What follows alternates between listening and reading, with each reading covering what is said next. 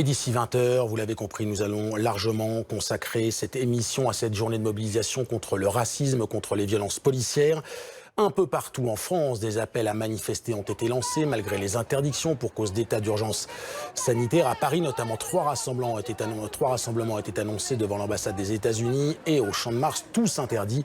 Mais plusieurs centaines de personnes se sont rassemblées place de la Concorde. Rassemblement également, vous le voyez sur les images des différentes caméras BFM TV, à Lille et à Lyon. Tout s'est déroulé dans le calme. Dans le même temps, aux États-Unis, les manifestations et les cérémonies d'hommage à George Floyd vont se multiplier aujourd'hui, notamment dans sa ville natale de Caroline du Nord. Cédric Fesch, le correspondant de BFM TV, sera sur place. La dépouille de George Floyd a été présentée au public. Mes invités sur le plateau, Anne Toulouse, bonsoir. Vous êtes journaliste franco-américaine, auteur de Dans la tête de Donald Trump aux éditions Stock. Mohamed Meshmash, bonsoir, merci d'être là. Vous êtes éducateur de rue, coordinateur de l'association Assez le Feu, co-président de la coordination des quartiers populaires Passons-nous par Skype. Denis Jacob, bonsoir monsieur, merci d'être avec nous également en direct. Vous êtes secrétaire général du syndicat Alternative Police CFDT et sur le plateau, le consultant sécurité de BFM TV, Guillaume Fard. Denis Jacob, merci d'être en direct. Quel est votre sentiment face au parallélisme entre les deux situations, entre les deux pays qui est fait? Le souci, c'est qu'on fait une comparaison qui est compliquée. Et je dirais, on ne peut pas comparer l'incomparable.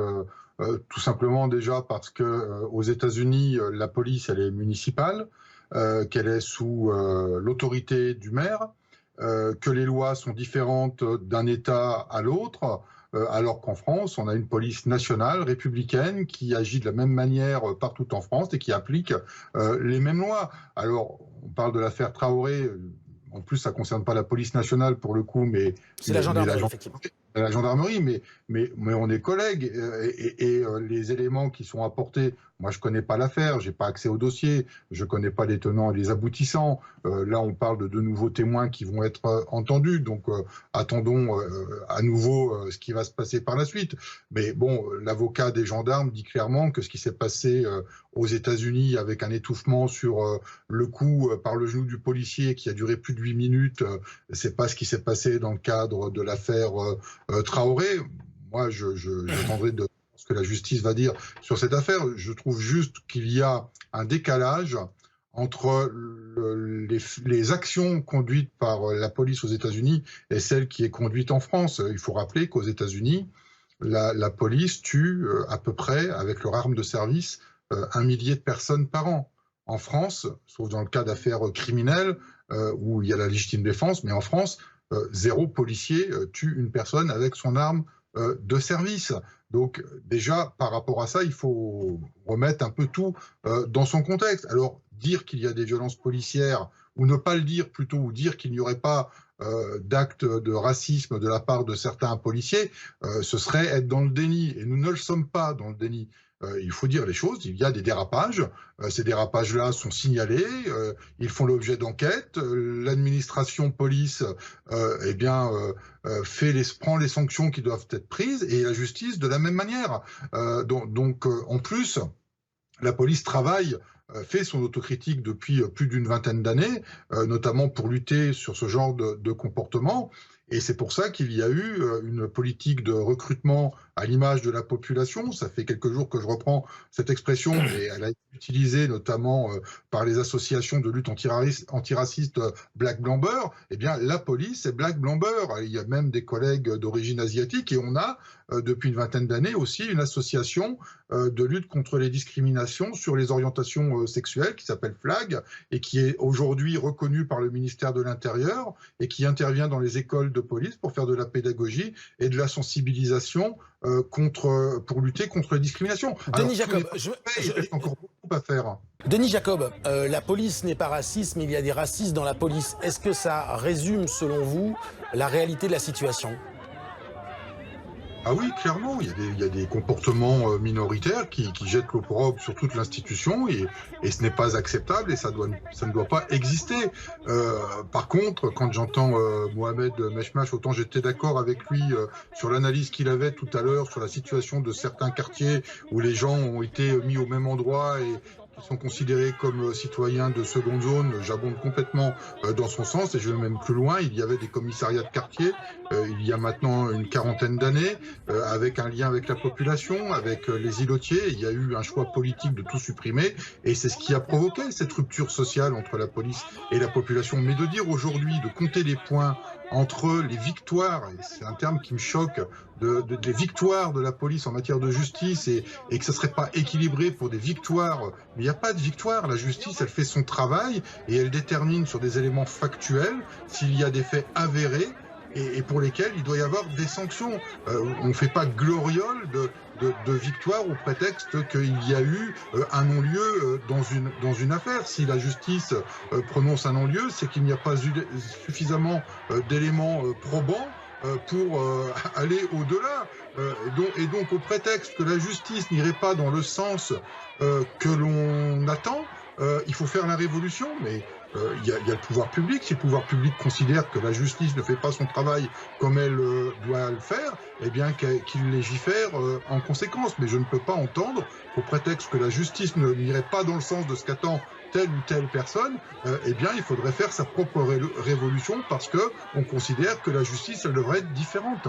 Denis Jacob, une question qui dépasse un petit peu le simple cadre de votre activité, mais on sait que ces rassemblements étaient interdits par la préfecture pour cause d'état d'urgence sanitaire. Est-ce que des consignes particulières, selon ce que vous en savez, sont de laisser faire aujourd'hui pour éviter que ne se reproduisent les incidents de mardi soir, porte de Clichy notamment ?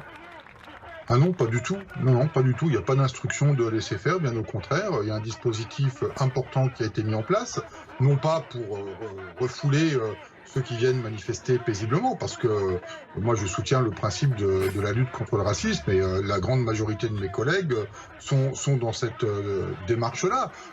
Pour autant, nous avons des signalements, on le sait, que ces mouvements sont infiltrés une nouvelle fois, et nous en avons eu la vérification dès hier et dès aujourd'hui par rapport au renseignement territorial, de la présence de Black Bloc et d'ultra-gauche qui viennent en général pour s'en prendre à l'autorité de l'État, à attaquer les forces de l'ordre, et très souvent en fin de manifestation. Et vous parliez tout à l'heure de la place de la République à Lille. Je doute que ceux qui s'en prennent actuellement à mes collègues soient les manifestants pacifiques que l'on avait en début de journée. Et c'est toujours le risque, dans le cadre d'une manifestation non déclarée, que d'avoir des débordements plus importants.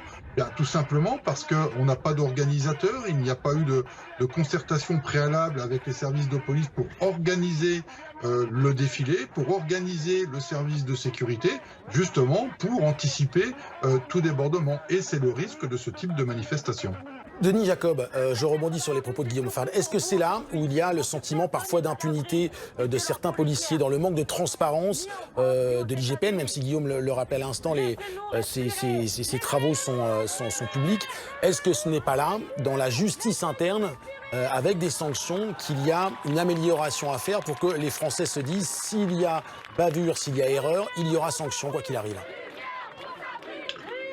Guillaume Fard le rappelait, il y a le principe du contradictoire aussi au niveau interne, dans les conseils de discipline. Un policier qui est mis en cause peut s'adjoindre les services d'un avocat lors du passage en conseil de discipline, et qu'en matière de sanctions, là aussi, on étudie les faits, la véracité de ce qui s'est passé, et les sanctions sont prises. Mais en matière de transparence, peut-être que l'IGPN ne communique pas encore assez sur le travail qu'elle fait, mais elle rend un rapport tous les ans depuis quelques années maintenant, dans lequel on établit clairement les sanctions. Je rappelle qu'en 2018, on a été à plus de 3000 sanctions dans la police nationale, avec un très faible taux par rapport à des affaires concernant des propos, par rapport à des faits de racisme. Et j'entendais la personne qui était interviewée en disant il faut faire le nettoyage et virer les policiers racistes de la police nationale. Donc ça ne se passe pas comme ça. Il y a des droits fonction publique.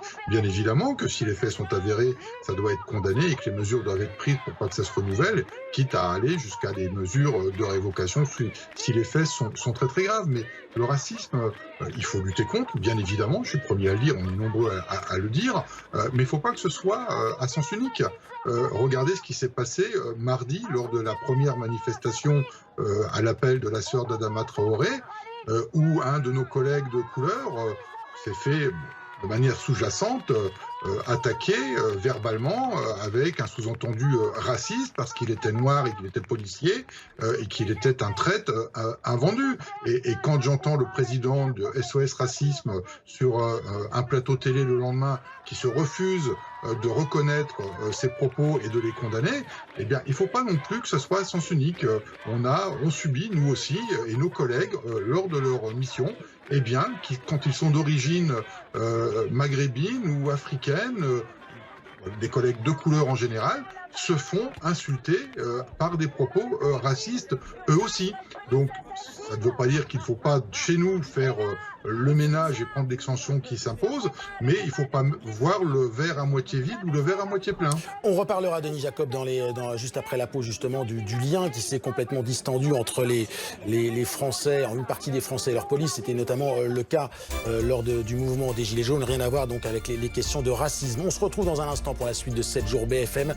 Point complet de nouveau sur cette journée de mobilisation contre le racisme, contre les violences policières. On a manifesté à Paris, dispersion en cours, place de la Concorde, rassemblement encore important sur le Champ de Mars, manifestation également à Nantes et à Lille. Lille où quelques incidents ont éclaté. Nous serons évidemment sur place dans un instant. À tout de suite.